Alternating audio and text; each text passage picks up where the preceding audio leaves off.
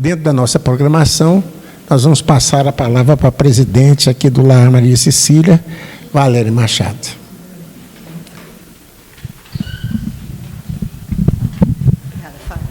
Bom dia, que Jesus abençoe a todos, sejam bem-vindos.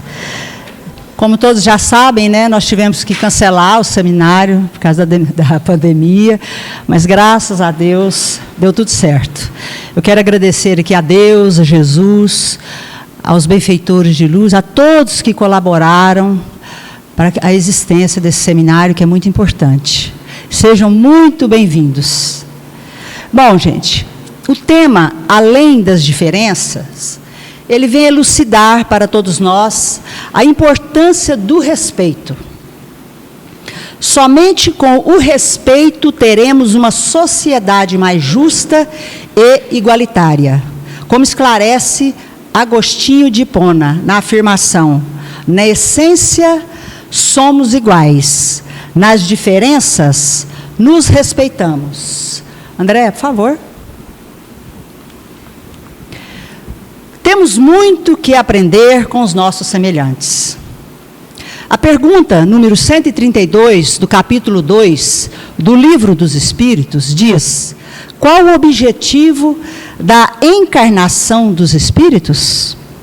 Deus lhes impõe a encarnação com o fim de fazê-los chegar à perfeição.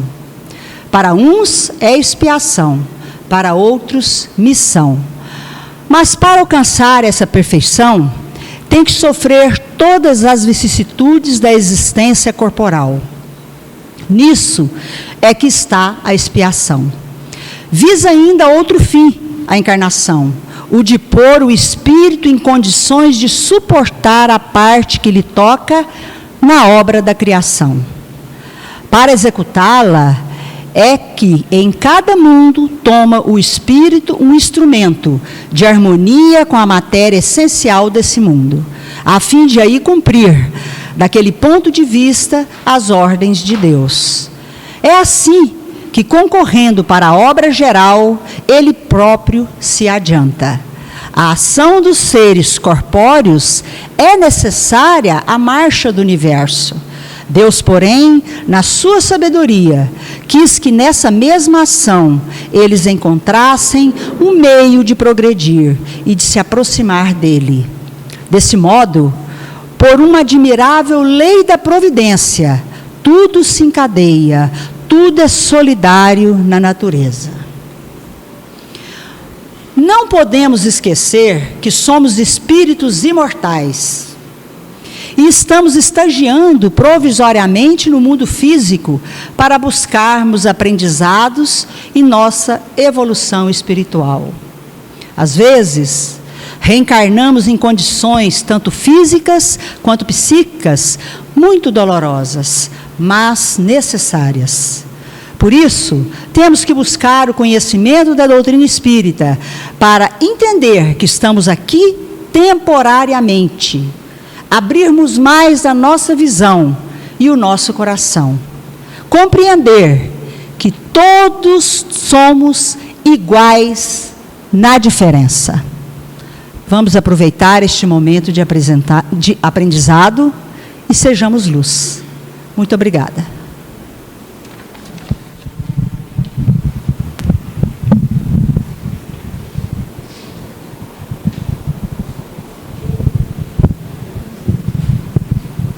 Dando sequência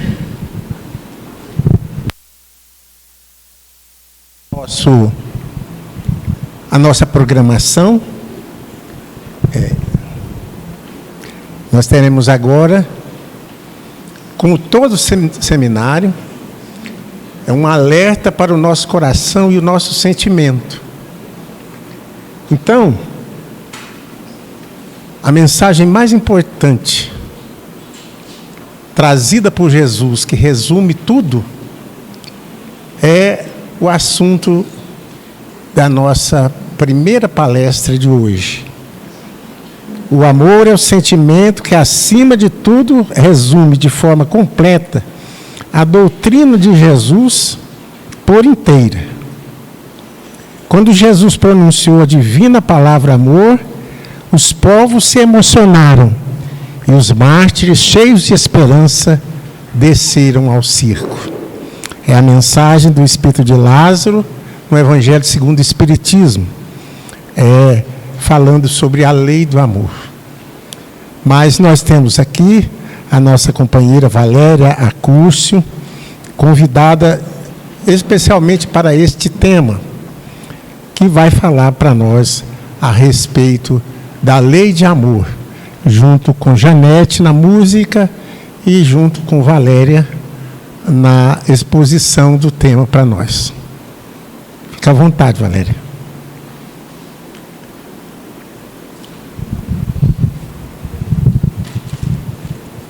Bom dia. Manhã linda de domingo, né? Maravilhoso para esse tema. Ontem à noite eu estava refletindo e me recordei que em 2020, acho que de 2019 para 2020, nós nos reunimos, eu estava como integrante, trabalhadora da casa, nós nos reunimos para pensar sobre esse seminário, né?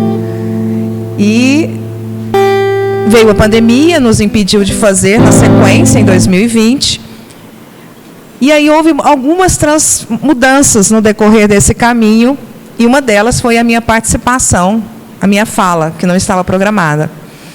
E engraçado que quando nós programamos lá em 2019, nós pensamos que a temática, a lei do amor, finalizaria o seminário.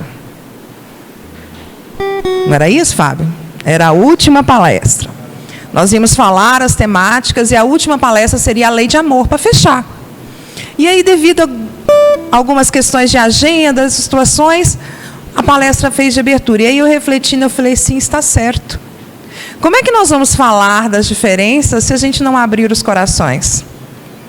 Então, primeiro, nós temos que abrir o nosso coração para que a gente possa entender claramente todas as temáticas que os nossos amigos nos trarão mais tarde. Porque a vida é bênção divina, cujo alcance não podemos mensurar. Cada um de nós tem o seu próprio caminho, com lutas e conquistas pessoais que nos impulsionam a viver e conviver para o bem. E a família, como célula máter da sociedade, é o espaço sagrado de vivência e convivência no exercício do bem. Então, o convite nosso hoje é entendermos, não está no primeiro, tá? É entendermos, não está no primeiro slide.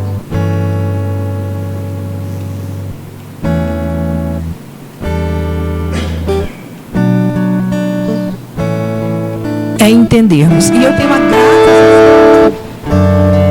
Em determinado momento, Jesus decidiu se caminhar para Jerusalém com seus discípulos. Lá chegando, ao entrar na cidade, encontrou um doutor da lei, que com o intuito de questioná-lo, né, a sua autoridade moral, perguntou a ele: Mestre, que faço para ter a vida eterna? Jesus lhe respondeu: o que diz a lei? Como a lês? Como judeu, ele sabia de cor: amar a Deus sobre todas as coisas e ao próximo como a ti mesmo. Jesus disse, então: faça isso e terá a vida eterna. Mas aí, ele ficou na dúvida e perguntou: quem é o meu próximo?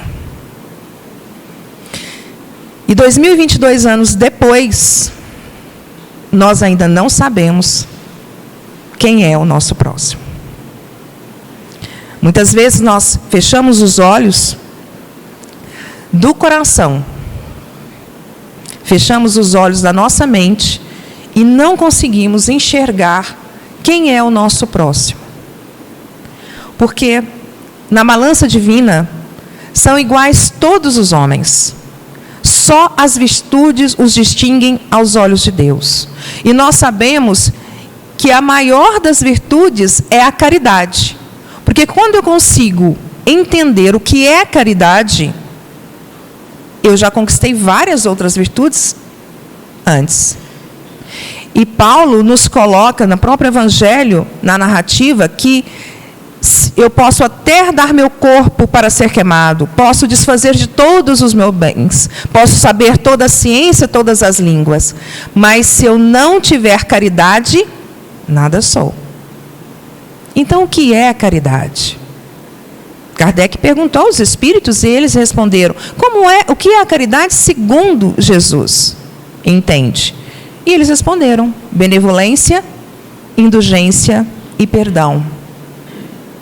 E nós já entendemos o que é essa caridade, essa conquista dessa virtude. Nós já sabemos praticá-la, e a doutrina espírita que nos traz à luz, principalmente, até na leitura da Valéria, que ela fala da reencarnação, onde nós entendemos que somos espíritos imortais e não somos vítimas das circunstâncias. As coisas que nos atingem, as situações, as aflições, não são porque Deus não deixou de olhar para nós. Muitas das vezes são situações que o pretérito nos devolve. Quando nós fomos negligentes, quando nós fomos cegos. Então, essa conquista da virtude, ela é muito necessária, principalmente a da caridade. Mas a caridade de entender quem é o meu próximo e como eu posso servi-lo. E é tão engraçado isso. Recentemente eu mudei de trabalho. Antes eu trabalhava a 2 quilômetros da minha casa. Agora é 30. O que eu preciso para ir? GPS, claro, né? E esses dias, indo, eu me distraí. Fui mexer no celular, chegou uma mensagem, fui ver, mexer no celular. E o que aconteceu comigo? Eu perdi o caminho. Fui parar, tive que, depois de algumas voltas, né? E tentando me localizar ali, eu tive que parar e ligar o GPS novamente. Quem é nosso GPS? Jesus. E o que acontece quando eu não sigo esse GPS? Eu perco o meu caminho. Ele é o mestre, guia da humanidade. E nós perdemos o caminho quando nós não seguimos Jesus. Então, o objetivo desse dia maravilhoso, onde vamos tratar de várias diferenças, que a nossa ignorância e os nossos preconceitos cegam os nossos olhos, nós queremos olhar agora com o olhar de Jesus. Esse é o convite do dia. Vamos olhar como Jesus estaria olhando para nós. E a lição de Jesus é tão maravilhosa que até no seu nascimento, ele nos traz um ensinamento. O nascimento de Jesus na manjedoura é um dos mais sublimes ensinamentos espirituais que a humanidade recebeu. O espírito excelso do Cristo se torna criança no estábulo, despido de todo orgulho e vestido de toda a simplicidade. Esse também é o nosso caminho, embora cada um percorra no seu respectivo tempo. Um dia visitaremos o nosso estábulo. A irmã Dor nos levará até ele.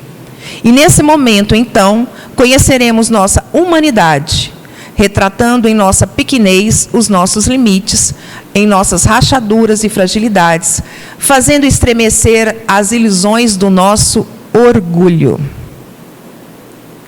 Quando eu deixei de olhar o GPS e achei que podia seguir o meu caminho, eu me perdi. Isso foi o meu orgulho. Eu tive que voltar para o meu caminho certo. E isso está lá no Velho Testamento. Não pegue o caminho da esquerda, nem o da direita, mas o caminho do meio, que é o caminho que conduz ao Deus. Se nós já sabemos isso, qual a nossa dificuldade em aprender, então? Por que somos tão resistentes? Por que insistimos tanto em colocar a venda nos nossos olhos e endurecer nossos corações?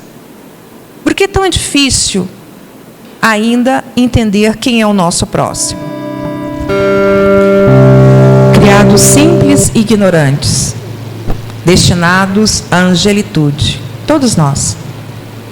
Mas enquanto percorremos esse caminho de evolução, nós somos sombra e luz. Exatamente hoje, 15 de outubro de 2022, é 15 ou 16? 16, estou até perdida. 16 de outubro de 2022, nós somos o melhor de todas as nossas encarnações. É toda luz que já conseguimos alcançar, mas ainda temos sombras que hoje, com certeza, vamos começar a apagar. Vamos começar a retirar de nossos corações quando começarmos a enxergar além das diferenças. No Livro dos Espíritos, Kardec questionou: por quais indícios se pode reconhecer num homem o progresso real que lhe elevará o espírito na hierarquia espírita? Nós estamos num planeta de provas e expiações, então somos espíritos ainda imperfeitos. Por isso que ainda temos tanto orgulho, tanta vaidade, tanto egoísmo. Mas somos espíritos que estão em evolução junto com o planeta. O nosso planeta está passando pelo momento de transição planetária para se tornar um planeta de regeneração. Mas para que isso aconteça, ele tem que estar composto de espíritos regenerados. Não vai acontecer nenhum cataclisma, nem nada de diferente. Nem vamos dormir hoje e amanhã amanhecer diferentes. Esse é um processo gradual e individual. Emmanuel nos diz que se não é possível avançar um passo, caminhemos pelo menos alguns milímetros. Mas nós temos que ter a certeza em nossos corações e a responsabilidade com a nossa evolução. Então, os espíritos responderam a Kardec: o espírito prova a sua elevação quando todos os atos da sua vida corporal representam a prática da lei de Deus, e quando ele compreende antecipadamente a vida espiritual. Quando prova a sua elevação, quando todos os atos da sua vida corporal. Isso representa em todos os lugares. Eu não posso ser cristão, espírita, quando eu entro naquela porta aqui para dentro. Eu tenho que ser cristão, eu tenho que ser espírita no subir do ônibus, na fila do banco, no comprar o pão. Em todos os momentos da minha vida, eu tenho que ter a certeza da lei de Deus. Eu não posso esquecer. E qual é a lei de Deus? Amar a Deus sobre todas as coisas e ao próximo como a si mesmo. Jesus ainda resumiu para a gente, para facilitar. E nós temos ainda a dificuldade de seguir esse caminho. Mas ainda vamos aprender quando aceitarmos o convite de Jesus. Será que o Mestre espera que a gente venda tudo o que a gente tenha e dê às pessoas que não têm? Não, não é essa a mensagem. A mensagem é: tudo que eu tenho também tem que servir ao meu próximo. E não estamos falando só de bens materiais. O que adianta acumular tantas coisas, sendo que, quando eu partir dessa vida, deixar esse CPF que hoje eu tenho, que é o que me caracteriza nessa vida civil aqui, os bens vão ficar. Nós não vamos levar. Então, o que adianta eu acumular tantas coisas e não compartilhar essas alegrias? E isso são nos pequenos detalhes. Quando eu vou participar de uma comemoração, eu vou participar numa festa de criança que passou recentemente, né? E numa comunidade mais carente. Qual o refrigerante que eu bebo na minha casa? É o que eu levo para a festa da criança? Qual o bolo, qual o pão que eu como na minha casa? É o que eu levo para a criança carente? A cesta básica que eu formo, que eu vou distribuir de forma tão caridosa, é o mesmo arroz que eu uso? A roupa que eu trago aqui para o bazar do Maria Cecília é a roupa que eu não estou usando, porque, não sei no guarda-roupa de vocês, no meu tem um bicho que encolhe as minhas roupas de vez em quando. Aí a roupa encolhe, não está me servindo, é essa que eu trago, inteirinha, novinha, mas ou que está lá há 6 meses que eu nem usei, ou é aquela que rasgou, que furou, que está estragada. Então, quando Jesus faz o convite, deixa tudo que tem, é deixar o orgulho, deixar o egoísmo e servir ao próximo, levar ao próximo aquilo que a gente tem, e levar ao outro aquilo que eu como. Porque a transformação, Emmanuel, no livro Vinha de Luz, ele fala que muitas vezes não adianta eu levar o bem material se dentro de mim a caridade ainda não está. É a mensagem de Paulo. Não adianta eu fazer muita coisa se eu não fizer a caridade. E o lema da doutrina espírita é: fora da caridade não há salvação. Não é fora do espiritismo não há salvação. Porque a caridade é a única forma de evolução que nós temos. E só posso ser caridoso quando eu entendo e compreendo a lei de amor. Eu quero trazer um personagem muito significativo, Francisco de Assis. Porque muitas vezes nós falamos de Jesus, guia e modelo da humanidade, mas Jesus é crístico, né? O patamar está bem longe. Mas Francisco não. Francisco é gente como a gente. Ele era rico, nasceu num berço rico. E viveu as extravagâncias da juventude como qualquer jovem rico. Ele viveu o mundo. Até ele ter a compreensão, receber o chamado divino e fazer essa troca. Mas tem alguns episódios, eu vou trazer 2 episódios da vida de Francisco que são bastante significativos. O primeiro episódio é, o pai dele era um rico comerciante de tecidos, e ele estava com 18 anos na loja do pai, fazendo as vendas, atendendo as pessoas. Nisso passou um mendigo e pediu ajuda. Ele falou: o quê? Sai para lá, não tenho nada para você. O mendigo saiu. Nesse instante, ele ainda era um jovem rico. Nesse instante, ele se tocou que ele podia fazer alguma coisa. Ele se tocou que para os clientes ricos e os amigos, ele pararia qualquer coisa que estivesse fazendo para dar atenção. Por que ele não fez isso àquele irmão que rogava ajuda? Quando ele se tocou disso, que o seu orgulho e o seu egoísmo tinham feito, ele saiu gritando na rua, deixando a loja sozinha, todo mundo que estava lá, todos os clientes, saiu gritando na rua atrás do mendigo. Antes ele tinha tirado um tecido, um pedaço do tecido mais fino que tinha na loja. Saiu gritando: espere, espere, espere. Entregou o tecido ao mendigo e tirou todo o dinheiro da carteira e deu. Isso foi o mais importante? Não.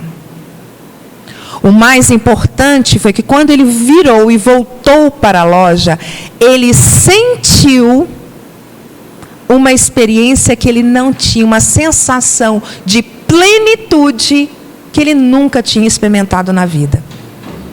E pergunto a vocês, em alguns momentos da nossa vida que nós fazemos algum ato de ajuda, de apoio às pessoas, quando nós fazemos, não dá uma sensação de plenitude?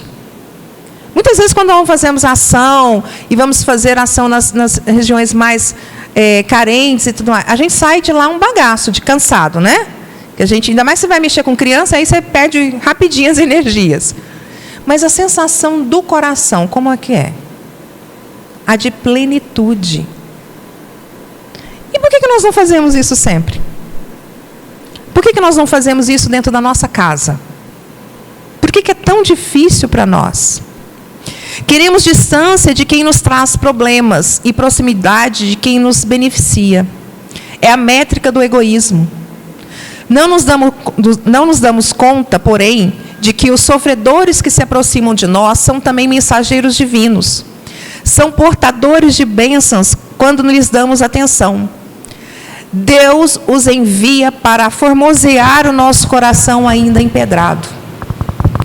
Eu não estou falando aqui do pobre carente que está na rua, com a plaquinha solicitando ajuda. Eu estou falando de todas as pessoas que cruzam o nosso caminho, inclusive aquelas que estão dentro da nossa família. Que muitas vezes nós não compreendemos e queremos impor as nossas vontades e as nossas verdades para aqueles. Na família de vocês tem pessoas difíceis? Com diferenças? Não? Ô povo de luz, iluminado. Ninguém tem difícil? Temos os difíceis da nossa família. Toda família tem. Muito bem, Valéria. Nós somos os difíceis da nossa família. Nós somos os difíceis. E muitas vezes essas pessoas estão na nossa família justamente para que a gente aprenda o quê? Amar. E um detalhe, o difícil é o que eu mais tenho que amar. E aí, quando a gente pensa na lei da reencarnação, nós temos que lembrar o seguinte: se eu não amar agora, encarnação que vem, o que vai acontecer? Junto de novo. E se ficarmos muito com o coração empedrado, vem como? Chega a vir como siamês. Porque grudadinho não é possível que eu não aprenda a se amar, um dependendo do outro. Porque uma coisa nós temos que entender: eu não vou evoluir sozinho. Eu só vou evoluir com o outro. E eu só vou aprender a amar com o outro. E o egoísmo é a fonte dos nossos sofrimentos, pois a felicidade depende substancialmente da qualidade de nossos relacionamentos. O egocêntrico destrói a possibilidade de relacionamentos saudáveis. Não deixa espaço para o outro, pois tudo deve girar em torno de si. Não há permuta de sentimentos, colaboração recíproca, admiração mútua, desejo de que o outro realize os seus próprios sonhos. Nós permitimos tudo isso nas nossas relações? E aqui eu não estou falando de relações amorosas. Eu estou falando todos os tipos de relações, inclusive as profissionais. Será que quando o nosso colega recebe uma promoção, a gente, uhul, que bom para ele? Eu falo, nossa, tomou meu lugar. A lei de amor é para todos os instantes da nossa vida. Pergunta do Livro dos Espíritos. Quando nós entendermos a lei de Deus na plenitude. Quando nós pensarmos, falarmos e agirmos como a lei de Deus. E isso não dá para ser aqui, agora ou ali. É todo momento, com todas as pessoas. O amor, ele é uma escolha madura. Eu escolho amar. Eu quero amar. Há um tempo atrás eu vi um vídeo daquele pastor famoso na internet, que ele disse uma coisa que eu concordei com ele. Nós ainda temos a ilusão que nós amamos e casamos. Mas nós casamos para amar, para formar uma família. E nós temos que aprender a amar a todos os instantes. Porque nós temos que escolher isso. Não adianta, quando chegarmos no plano espiritual, ninguém vai perguntar assim para nós: quantos seguidores você tinha no Instagram?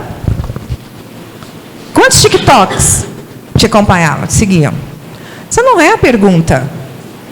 A pergunta que será feita é: a quantos você amou?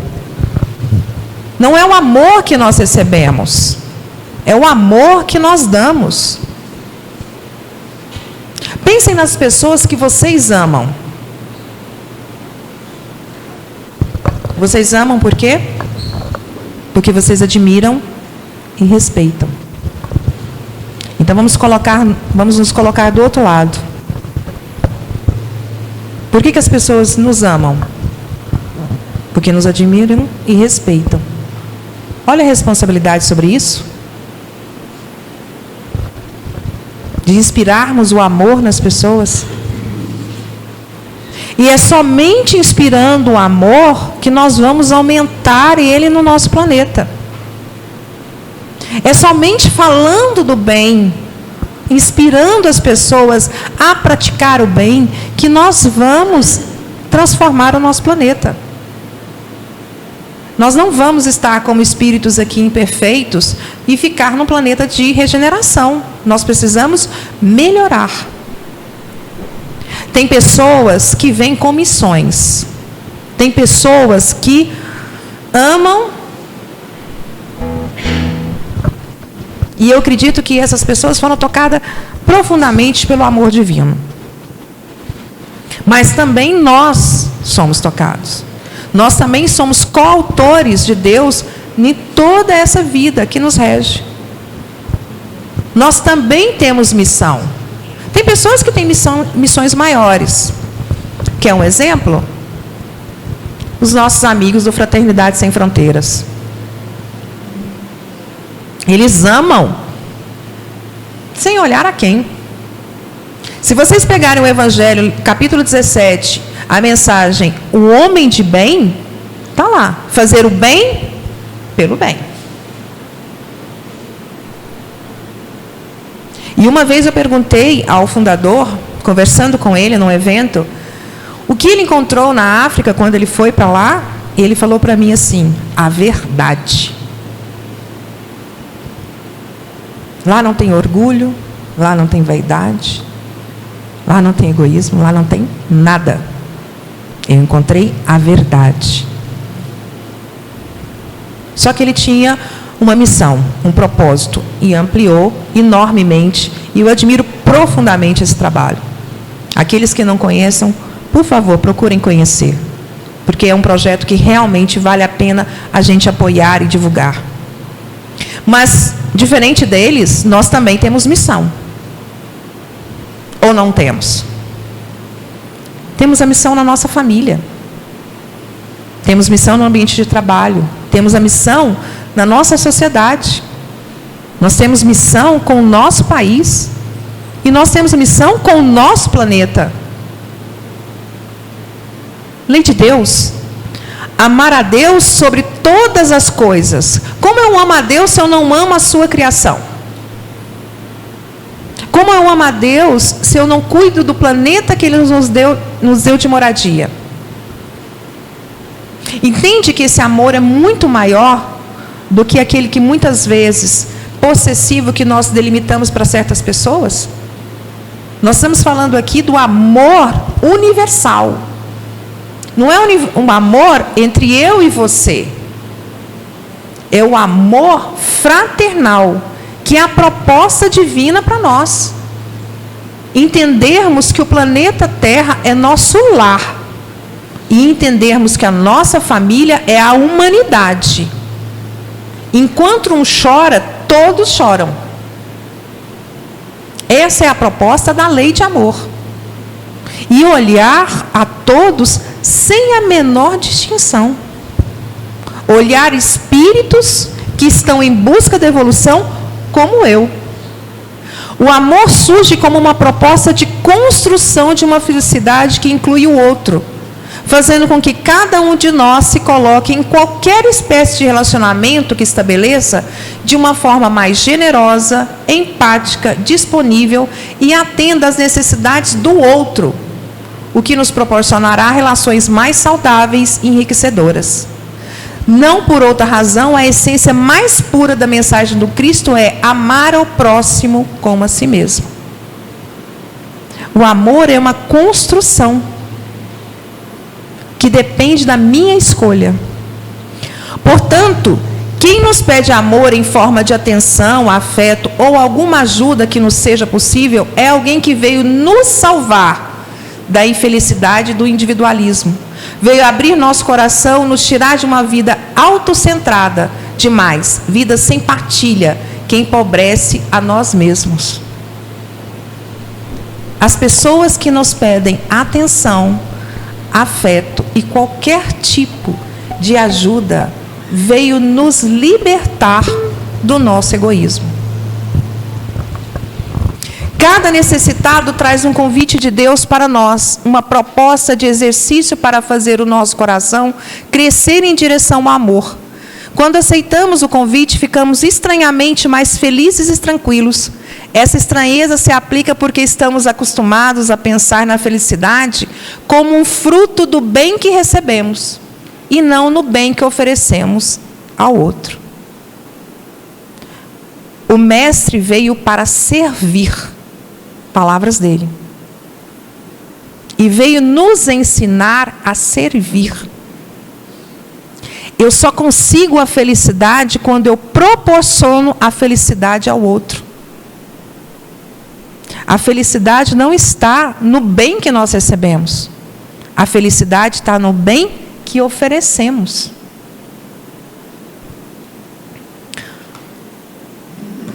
E aí, nós trazemos o segundo exemplo de Francisco,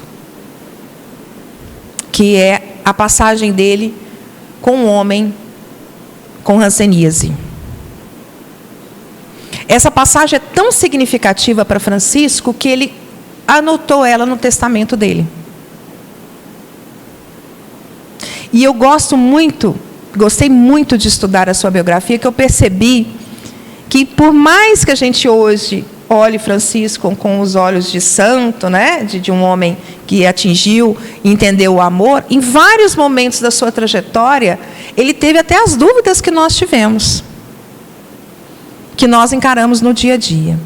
Mas nessa passagem de Francisco, ele estava num dos momentos que ele teve vários momentos, recebeu o chamado, voltou para Assis.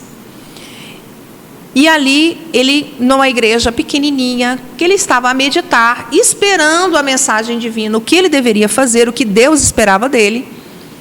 Ele, vendo um crucifixo na igrejinha, ouviu Jesus falando com ele, que era para ele reconstruir a igreja.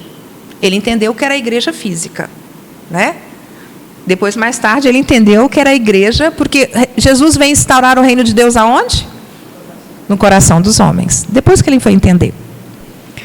Mas nesse momento ele fez todo o trabalho de reconstrução da igreja. Em vários momentos do dia ele saía a meditar, caminhando. Um desses momentos que ele estava a cavalo, caminhando, ele cruzou com um homem com lepra.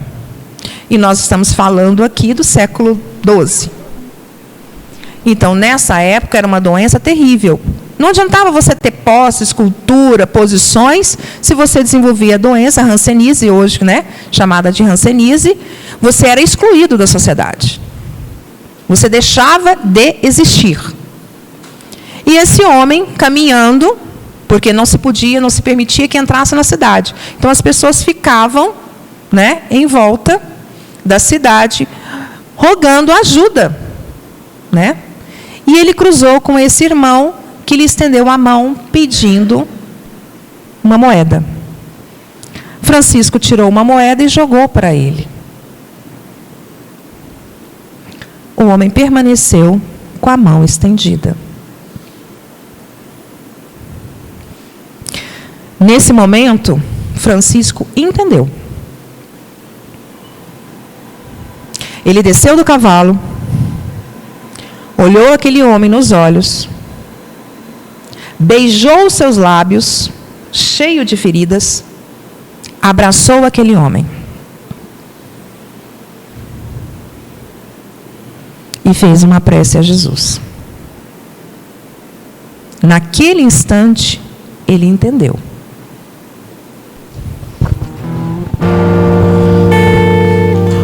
O pobre doente queria mais do que uma simples moeda, uma esmola dada mais por temor do que por amor. Ele necessitava daquilo que Jesus sempre ofereceu aos sofredores: acolhimento. Francisco, tomado de súbita compaixão, apeou do cavalo e, vencendo toda a repugnância, beijou os lábios partidos do enfermo. abraçou-o demoradamente e passou a orar entre lágrimas arrependidas. Senhor Jesus, perdoe o meu egoísmo. Esse irmão tem lepra no corpo, enquanto eu carrego a lepra na alma. Naquele momento, Francisco começou a experimentar um estado de conexão com Deus. Uma ponte que só pode ser construída quando ele se uniu ao leproso por meio da compaixão e do acolhimento. Primeiramente, ele saltou do cavalo, isto é, ele estava numa posição suposta, uma falsa posição de superioridade. Enquanto ele apeia do cavalo, ele se coloca lado a lado com o enfermo. Depois, não fixa nos aspectos desagradáveis do enfermo. Ele beija e abraça aquele irmão e o olha como Jesus nos olha. E aí, ele enxergou dentro de si primeiro todas as imperfeições que tinha, para depois enxergar no irmão. Esse é um convite que o amor nos faz. E é somente amando o próximo, apeando dos nossos cavalos, olhando não as diferenças que o outro tem, e enxergando as nossas imperfeições, que nós vamos construir a ponte de amor que Jesus nos convida. Na verdade, o que está sendo convidado é que quebremos em nós o orgulho e o egoísmo. As pessoas que nos incomodam são os remédios que Deus prescreve para que curemos a consciência do ego e mergulhemos na consciência divina, a fim de experimentarmos toda a alegria que ela proporciona. Enxergar o outro, não com as suas deformidades ou com as suas imperfeições, mas enxergar no outro, olhar o outro com os olhos que Jesus nos olha, é o convite desse seminário. Porque nós vamos sim ter as pessoas que têm diferenças. E nós temos sim que falar sobre isso. Por isso que esse seminário é tão importante. Porque nós temos que falar do autismo. Porque nós estamos enfrentando hoje muitas crianças que estão com esse espectro. E nós não sabemos. E nós temos que olhar o outro com mais amorosidade. O Alzheimer está acontecendo. A questão do gênero está acontecendo. E não adianta nós vendarmos os nossos olhos, colocar pedra em nossos corações e fingir que nada está aí. É a nossa sociedade. Nós não podemos mais falar, não está na minha família. E olha como nós ainda não entendemos. O que foi a Covid para nós? Punição? Uma lição. Um aprendizado. Nós estamos vivendo a vida numa rotina e numa dinâmica tão louca que tudo isso que nós falamos até agora nós estamos ignorando. O autismo é lá. Não, é na outra família que tem o Alzheimer. A questão de gênero não é comigo. A questão da sexualidade, não. Graças a Deus não aconteceu na minha família. Era para o outro. Mas não é. É para nós. E a pandemia nos trouxe para trazer para aquela célula máter, onde eu vou aprender a viver e conviver para a construção do bem. Nos trouxe de volta para a família. Recordemos quando a gente ia em restaurantes antes da pandemia. Família se reunia, vamos comemorar o aniversário da fulano. Todo mundo para o restaurante. O que acontecia? 5, 10, 15, 20 pessoas na mesa. Todo mundo no celular. Cada um com seu celular. A pandemia nos traz de volta para casa, onde nós temos que aprender a conviver. Aprender a conviver. Com aqueles que nós escolhemos e colocamos na nossa vida para amar. E aí nós tivemos um outro exercício, que é usar máscara. O que a máscara nos trouxe? O exercício de quê? De olhar. Nós não olhávamos para as pessoas. Pensem bem. Muitas vezes nós estamos no mesmo ambiente e não estamos vendo. Isso acontecia com a gente. Eu recordo de um amigo, antes da pandemia, que ele era muito barbudo. E eu sempre brincava com ele, não tira essa barba. Tira essa barba. E um dia encontrei com ele, mas a nossa vida, do jeito que ela estava, eu fiquei com ele 1 hora. Ele olhou para mim e falou assim, até agora você não viu que eu tirei a barba? Eu não tinha visto. Porque nós não olhamos uns para os outros. Eu não tinha visto. Porque eu estava tão falando, decidindo, eu não tinha percebido. Porque nós vemos, mas não olhamos. Nós ouvimos, mas não escutamos.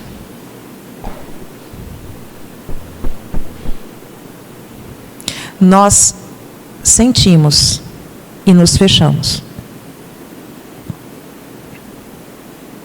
Nós temos que entender que nós não estamos mais no momento do egoísmo.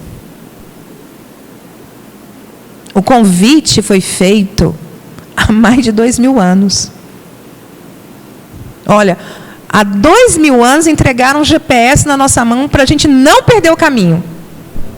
E a gente continua perdendo o caminho.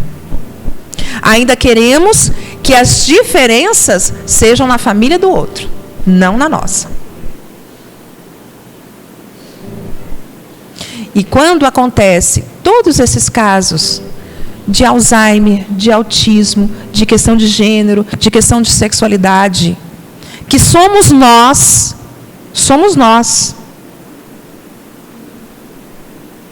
nós preferimos não ver. E ainda achamos que estamos sendo punidos. Sinto muito informar aos senhores, mas todos nós escolhemos. Escolhemos ter na nossa família uma pessoa com autismo. Escolhemos ter na nossa família uma pessoa com a questão do gênero. Escolhemos ter na nossa família uma pessoa com Alzheimer. Escolhemos ter na nossa família uma pessoa com a questão da sexualidade. Nós escolhemos. Porque antes de encarnar, nós dizemos a nós mesmos, a todos que nos amam e a providência divina, que nós viríamos aqui, encarnaríamos e voltaríamos melhor. E nos propusemos a receber esses espíritos, a conviver com esses espíritos. Então, por que nós não estamos fazendo melhor? Por que não fazemos igual Francisco de Assis, que na frente dele estava todo um ser em deformidade?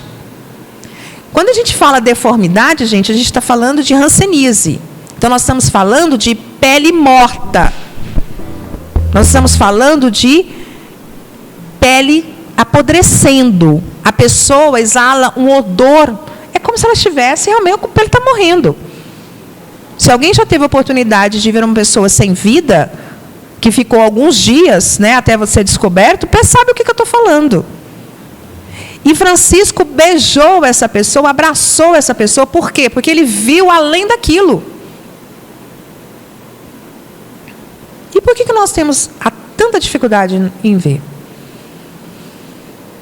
Está na nossa frente, está do nosso lado, está na nossa casa, está no nosso trabalho, está na nossa família, está no centro espírita, está na sociedade.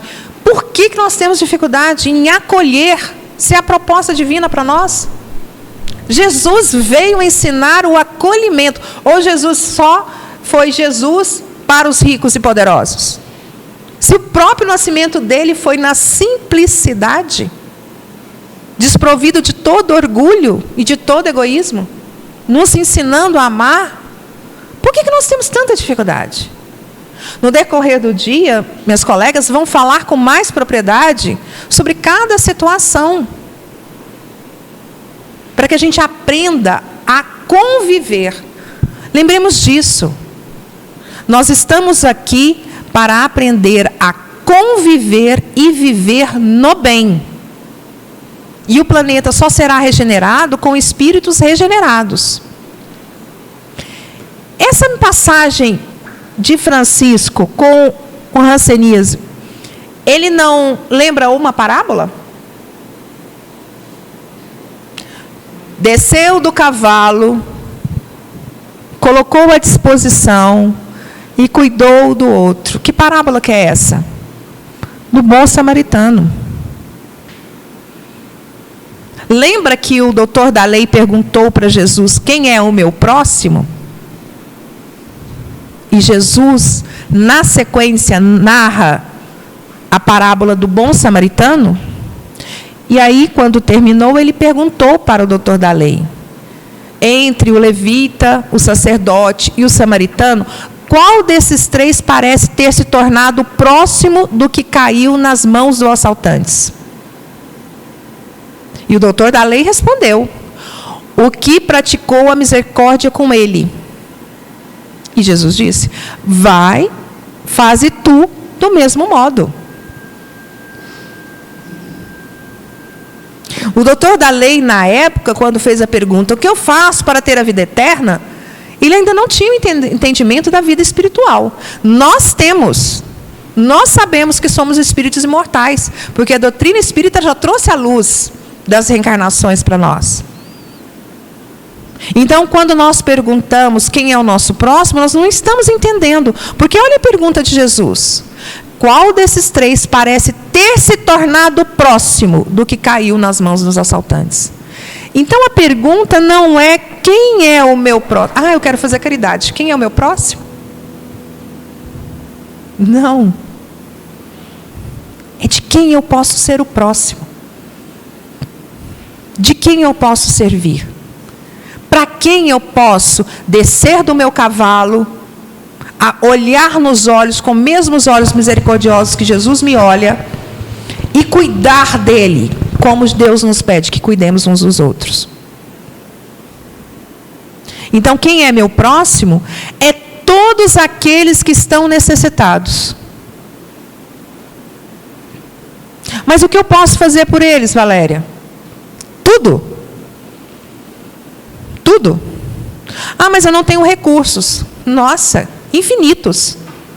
Inteligência, boa vontade, disposição, amor, oração. A caridade não é feita só de bens materiais. A oração é a maior caridade que nós podemos fazer para o próximo. Se eu não puder fazer nada, se eu não puder fazer nenhuma atividade, nenhum exercício, no mínimo eu posso fazer uma oração. No mínimo. Só que Deus nos deu a inteligência.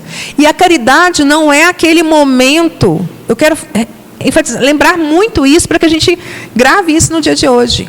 A caridade não é um momento: ah, vou fazer a caridade aqui e agora. Da mesma forma, ah, eu sou cristã espírita na hora que eu passo aquele portão verde para cá. É todo o instante da minha vida. É quando alguém na minha família pede ajuda. Quando o filho pede para ensinar um problema de matemática. E o que a gente fala hoje?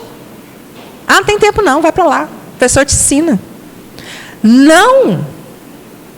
Nós estamos aqui para servir. Servir o próximo. Isso é entender quem é meu próximo. E a fala de Jesus é muito clara. Vai e faz tu da mesma forma. Esse é o convite. Então, e também não podemos ficar em silêncio. Vocês já viram uma criança tendo crise no autismo? Ela tem, e muitas vezes, algumas pessoas ainda criticam os pais, falando, lá, filho birrento. É a Viviane, né, a Viviane que vai fazer? A Viviane que vai falar com muita propriedade sobre o autismo. O autista, ele vê de uma forma totalmente diferente de nós. A luz incomoda mais, o som incomoda mais, ele vê coisas que nós não vemos, que passa completamente despercebido para nós. Para ele, é muita informação. Então, um ambiente muito agitado, muito barulhento, para o autista, é uma loucura. Ele entra em crise. E aí, em vez de sermos solidários, a gente faz o comentário. Lá, não educa, filho birrento. Nós não temos como fazer mais isso. Não temos como. Se olharmos uma pessoa andando na rua com um olhar de busca, provavelmente essa pessoa ela pode estar perdida. E as pessoas que desenvolveram Alzheimer, elas ficam perdidas. Eu morava num prédio que tinha uma senhora que tinha Alzheimer. Virava e mexia, eu ia sair para o trabalho, ela estava lá na garagem. E eu falava, dona Lúcia, bom dia, tudo bem? Nossa, estou com vontade de tomar um cafezinho. Tem cafezinho na casa da senhora? Vamos lá. Pegava ela e levava no apartamento. Ela estava perdida. Ela tinha entrado no elevador, descido e não sabia onde que ela estava. Esta é uma atitude que nós temos que ter. Solidária, amorosa, empática. Se colocar no lugar do outro. Porque se nós não aprendermos agora, provavelmente na encarnação que vem a gente vem com esses problemas. Então vamos aprender a conviver agora? Vamos aprender a lidar com a situação agora? Mesmo que na minha família não tenha nenhum caso desse que nós vamos estudar hoje. Se tem alguém que chora no planeta, eu choro. Então vamos entender o que é, para que quando nós tivermos que passar por qualquer situação, nós saibamos o que fazer. Certa feita, uma senhora chegou para Divaldo Franco e disse assim: Divaldo, formei para filosofia. Era uma senhora de 80 e tantos anos. Divaldo olhou para ela e falou: minha irmã, parabéns, felicidade. Mas ele estranhou. A senhora formou quando? Agora, mês passado. Aí ficou intrigado, Divaldo falou assim: minha irmã, você fez faculdade agora? Por quê? Ela pôs a mão na cinturinha, virou para ele e falou assim: não é, Divaldo, na encarnação que vem. Somos espíritos imortais. Temos que aprender aqui agora a conviver e viver. E principalmente a amar.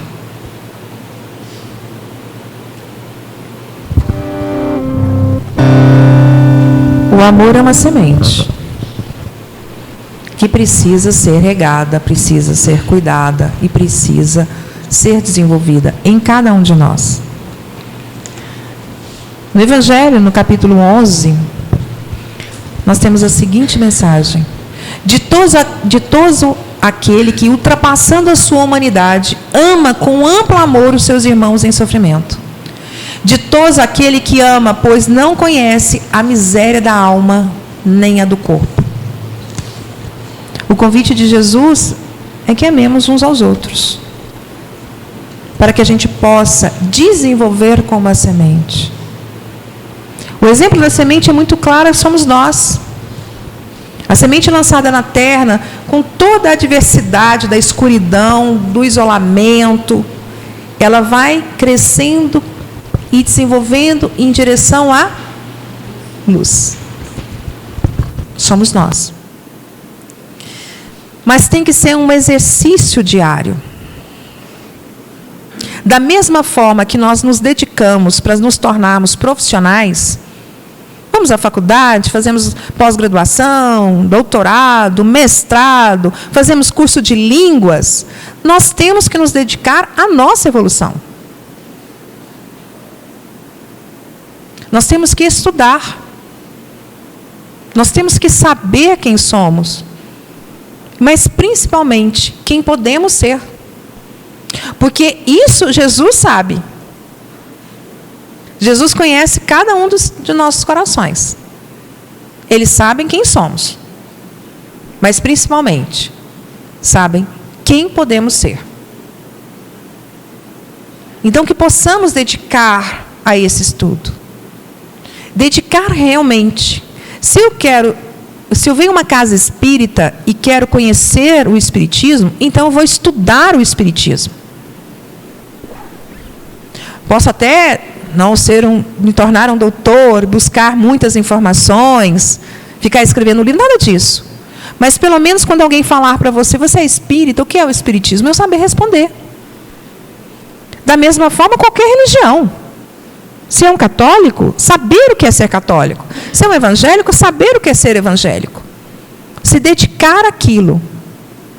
E quanto às nossas conquistas pessoais e de virtudes, apagar nossas sombras e desenvolver nossa luz, Santo Agostinho coloca claramente um exercício maravilhoso. Todos os dias, ao se recolher, passe em revista tudo o que você fez, sentiu e falou. E veja se naquele dia alguém tem algo a reclamar de você. Olha que maravilha isso. Não é para me ver quem que me magoou, quem que foi sem educação comigo, não. É aonde as minhas atitudes, os meus pensamentos magoaram as pessoas. É porque somente quando eu faço a felicidade do outro que eu me torno feliz. Diante, pois, do próximo que se acerca do teu coração, cada dia, lembra-te sempre que estás situado na terra para aprender e auxiliar. Nós não estamos a passeio. Se alguém aqui comprou um ticket achando que ia para um resort, é um resort, porque tem planeta mais lindo do que o nosso, né? Imagina, né, que a gente não conhece ainda os outros. Um dia vamos conhecer os outros planetas, mas o nosso é realmente maravilhoso. Mas nós estamos aqui com um objetivo. Ninguém veio passear. O objetivo é a nossa evolução. E, principalmente, fazer o planeta regenerar.